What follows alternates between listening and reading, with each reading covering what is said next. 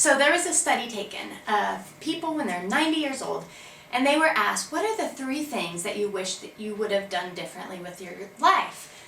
So the top 3 things are they wish they would have risked more, they wish they would have reflected more, and they wish they would have done more that outlived them.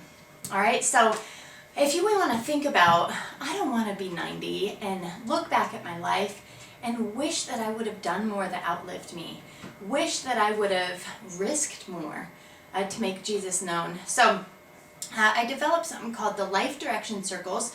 So if you can imagine 3 circles, they're all separate, and each of them are different things that God has given us. One is our mission. All right, if you are a believer, a follower of Jesus, then you have a mission that came with a really awesome, great mission of making Jesus known, of making disciples through the process of evangelism and discipleship.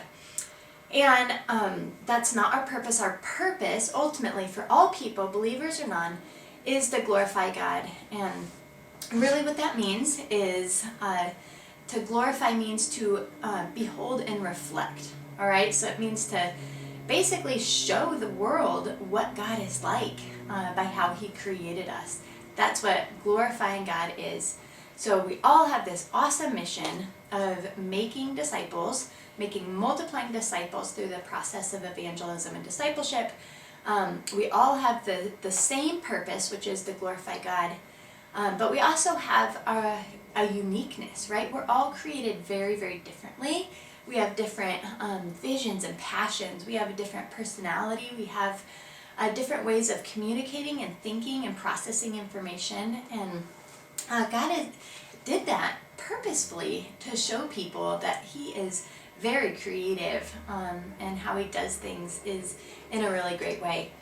And then we also each have a different current reality. I have 5 small kids, so that's my current reality, and the time that I have is very different from, say, a college student or, say, someone who has kids out of the house. All right, we're all in a very different place in life, and really we have to think about, okay, how does my current reality and how does my uniqueness fit into making disciples for the glory of God?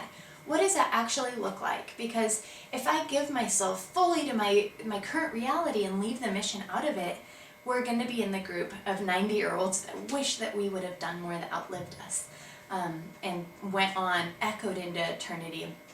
But say if we just only live for our uniqueness and we only do the thing that we're really gifted at and we don't tie that in to multiplying disciples, it's going to be in vain. All right, say if it's painting, we're going to die someday and those paintings will eventually rot or get burned up. They don't last forever.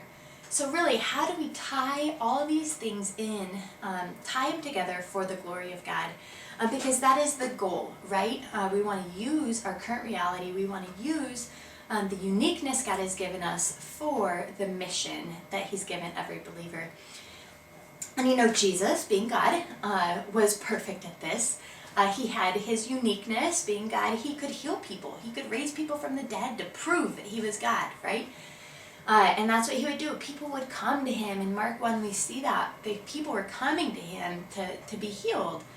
And He also, the whole point that He was here was to make multiplying disciples.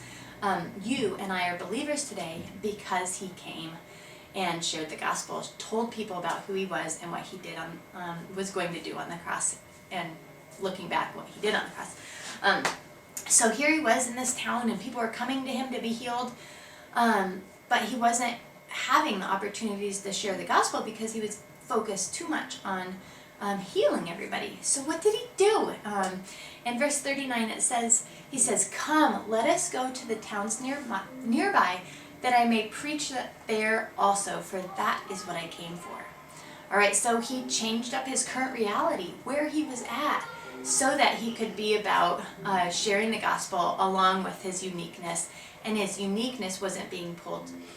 So that is the goal, to constantly be reevaluating our life. Like, how am I making Jesus known Am I giving too much of my attention towards my uniqueness and not enough towards the mission that He's given me? Or is my current reality totally dictating what I do with my time?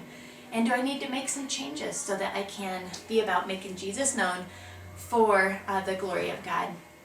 So go ahead and think that through. How has God built you? Uniquenesses has He given you? How can you use those for the glory of God? How can you use those to be about evangelism and discipleship? And your current reality, how can you free up your time or organize your time in a way that would allow you to use your uniqueness for the mission? Hope this was helpful, and I'm Laura Crocus, and I hope you're loving the Connect cards. All right, talk to you later. Bye-bye.